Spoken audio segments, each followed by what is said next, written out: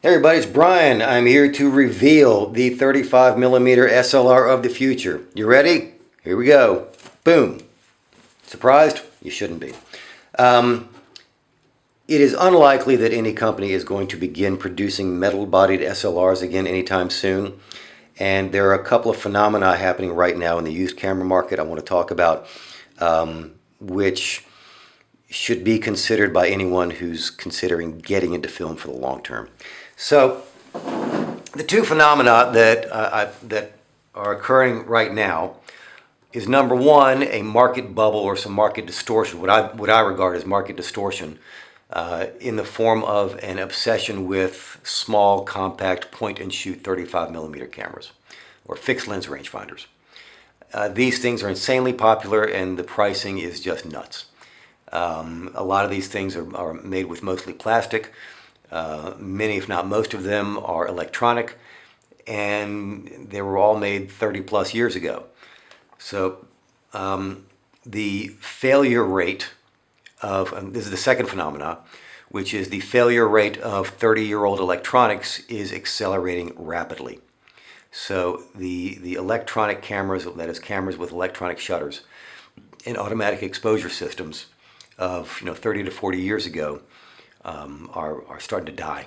They're just dying off. There are no spare parts, and even if there are no technicians around who know how to fix them. So this creates an opportunity, frankly, for those of us who know, those of us, I'll include myself, who know a little bit about cameras and are looking down the road and planning for the future. So these are all metal-bodied mechanical SLRs with metal shutters, specifically Copal Square shutters. I've talked about the Copal Square shutter in a separate video. I'm an absolute fanatic on the Copal Square shutter. I think it's one of the greatest inventions since sliced bread, and that's where I've been emphasizing my personal collection, is with mechanical cameras with Copal Square shutters. There's one. Well, let's go through those cameras represented here: Nikon FM2, Nikon FM, the Nichromat, and the Konica Auto Reflex. Of these four, only one is overpriced, or well, it's expensive, the FM2. FM2s ain't cheap, nor have they been for some time. I think it is fair to say that the FM2 and the Nikon F3 are probably the two most popular 35mm SLRs on the secondhand market, and have been for quite some time. So price inflation on the FM2, nothing new, nothing to be concerned about. Nonetheless, it's a little pricey, so I'm going to put it to the side. Next, we got the FM. Prices on FMs, and Nichromats for that matter, have been inching up gradually, but noticeably. I don't mean to keep plugging this thing, but I did publish a self-published book and revised it with some research on pricing. And I basically tracked a set of Nikon equipment over a 12-month period. And that 12-month period was roughly the summer of 2018 to the summer of 2019. And during that period, prices were remarkably stable. Since then, that is, in the past 6 months, I have observed prices of FMs and Nichromats creeping up. The FM used to be get one in good shooting condition for $100, a really, really nice one, excellent condition, $150. That shifted. I would say a good shooting condition on an FM now is close to $120, $125. And excellent condition FMs you can see them listed now for over $150. Occasionally you'll find a bargain. You can still find bargains on FMs. I think Used Photo Pro had one the other day for under $100, listed in very good condition, which surprised me. I was tempted to buy it just for that. At any rate, FM, a little pricey, but not overpriced.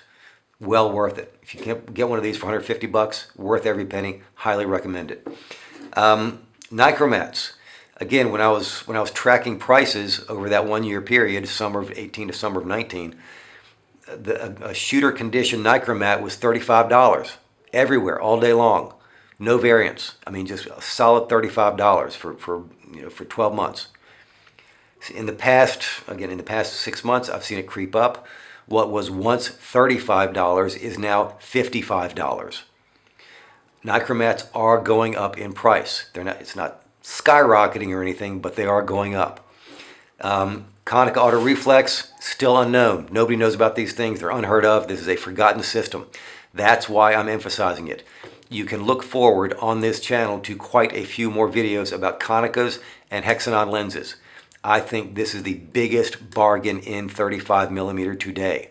And I'm going to keep pounding that, well, at least over the next, 6 to 12 months.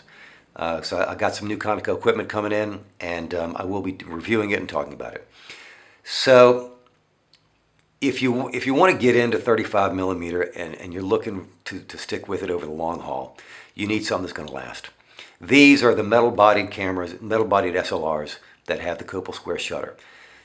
There's another class that you might want to consider, or a couple of other classes of cameras that you might want to consider as well. First and foremost is Praktica. The Praktica SLRs from East Germany were designed with the M42 universal thread mount, and they have metal shutters. There is some speculation that the metal shutters on the Praktica may have been a reverse engineered Copal shutter. That's entirely possible. Back at that time, the communist world did not respect intellectual property rights of the West.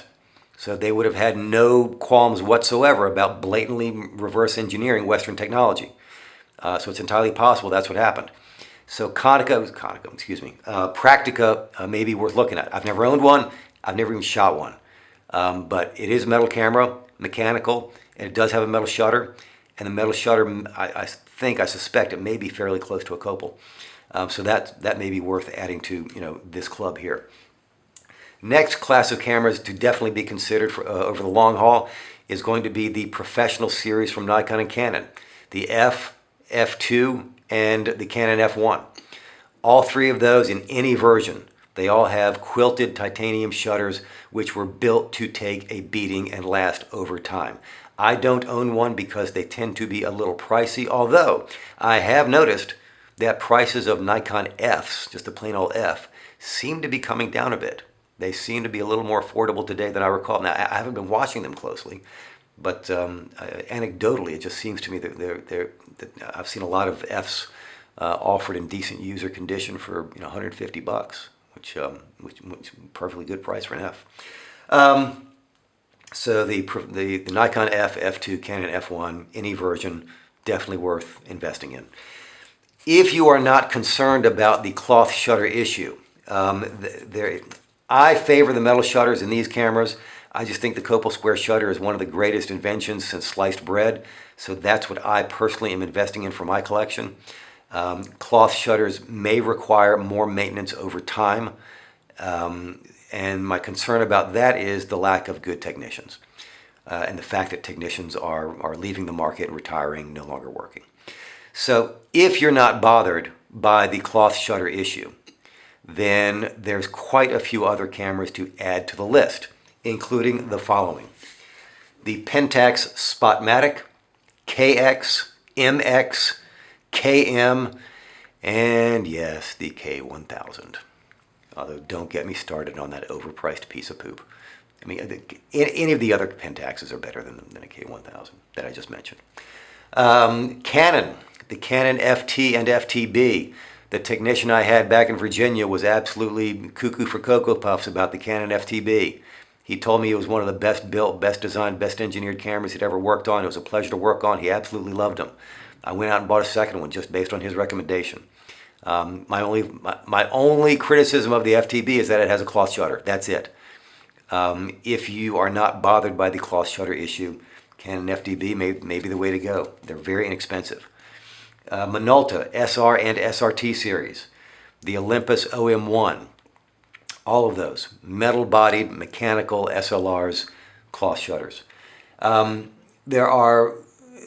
also mention some other orphan systems that you don't see much anymore and you don't hear a whole lot about them, but they are out there every once in a while, such as Miranda, Mamiya, and Topcon. Topcon in particular is known to be, like as indestructible as a Nikon F. So that might be worth looking into. They're a little obscure, but that's for you to decide. Here today, I'm talking about reliability. In addition, there are some other M42 mount cameras which you might want to consider. Back in the 1960s, everybody and his brother made an M42 mount camera. Fuji, Olympus, Ricoh, and a bunch of others. Most of the screw mount cameras of the 1960s, I want to say all, but I'll say most, were made of metal. I can't think of any plastic cameras from back in the 60s, or plastic M42 mount cameras. I mean, maybe Cosina made one and badged it out, and it was bought up by Vivitar or something. I really don't know. But for the most part, M42 mount cameras tend to be metal bodied, although they also tend to have cloth shutters, except for the Practica. If you're going to get into 35, do it for the long haul, my suggestion, and invest in something that's going to last. I would not, if I were just getting into 35 right now, I would not buy anything electronic. I just wouldn't. Look, the F3 was built to last. The Nikon F3 was built to last. And it will be the last man standing of all the 35mm SLRs with electronic shutters.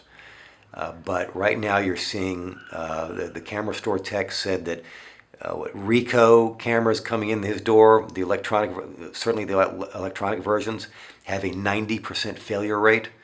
Now Ricoh was a budget brand. You wouldn't expect them to build things to last 40 years, so that makes sense. But the gentleman also made some rather disparaging remarks about the electronics of the Canon A series, which was a premium line. I mean, consumer line, but nonetheless, it was a high-end consumer product of the late 70s and early 80s, and they're failing. The meters apparently are wildly inaccurate. They're off by at least a stop or two. Apparently, I haven't used one in years. There's no word yet on the say the Nikon FE or FE2. I haven't heard too many complaints about that. Who knows? But eventually, the electronics will fail, and the consumer level electronic cameras are the first ones that are going to go. So, investing. I really, really think that 10 years from now, auto reflexes and nichromats are going to be worth their weight in gold because they're going to last. They're going to last. This camera's 50 years old. If you take care of it, it'll go another 50. That is no exaggeration. So that's my thought for the day. I really think that anyone getting into 35mm photography today should think a little bit about the future, what's going to last and what's available. And you have a phenomenon today with this market distraction where the attention is focused on these point and shoots.